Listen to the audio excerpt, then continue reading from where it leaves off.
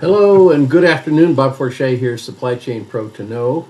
And today I wanted to talk about sales and operations planning in a little bit different detail. In fact, I'm going to start a series here. We're going to talk first about an introduction on the basic concept, kind of get everyone on the same page. And then each video after this will have a segment of a supply chain maturity, a sales and operations planning maturity assessment. We can go through some of these things and highlight some of the key elements that might be really useful for your operation in terms of driving improvement, in terms of performance, profitability, cash flow, a number of different things to think about. Before we get started on that, the first thing I want to mention is that we see that this is still not a common practice. In fact, a recent survey, this is 2022, shows that only about 42% of firms surveyed, I think this was about 300 firms in this particular survey, 42% are actually using an S&OP process today, and about 29% are exploring the idea.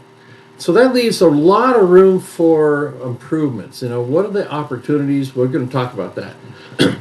When we think about why you would make this investment and change, because it is a change in how we operate.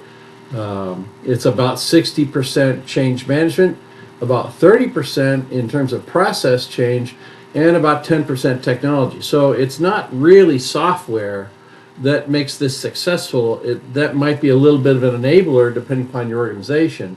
But it really comes down to leadership and discipline and accountability and communication. So we want to focus on some process changes and some disciplines and some of the benefits here. So stronger collaboration removes friction between the functional silos. That's going to be a really important opportunity here. When we start making a decision on a regular basis, having looked at how this elevates the entire organization and not individual silos, we're going to get better results. And so that's one of the key elements that we want to focus on.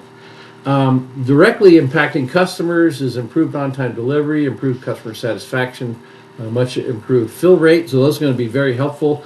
And when you think about it, these lead to other benefits. When you talk about revenue growth and risk reduction and market share, those things actually go hand in hand. We'll talk more about that a little bit later.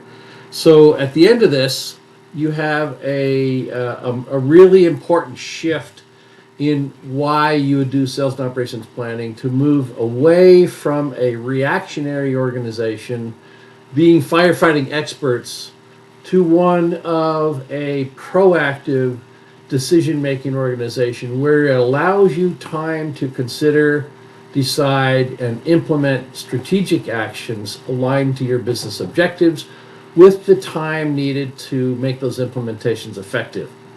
It gets everybody on one single plan of record, one single agenda moving forward. And it takes some practice to get there. So that's what we're going to talk about over the next few days. I'm going to give you just a couple of ideas here in terms of some of the metrics that you might want to think about. Comparing an average performer to a 70% performer versus a top 10% performer. So in terms of on-time delivery, an average is about 88%, and top performer is about 97%.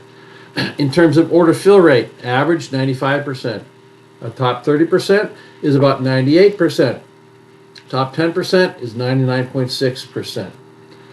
Upside deliver adaptability, the ability to resize your supply chain within a 30-day time frame. An average performer is about 20% upside potential, and a top 10% company would be about 79-80% potential. That's pretty significant.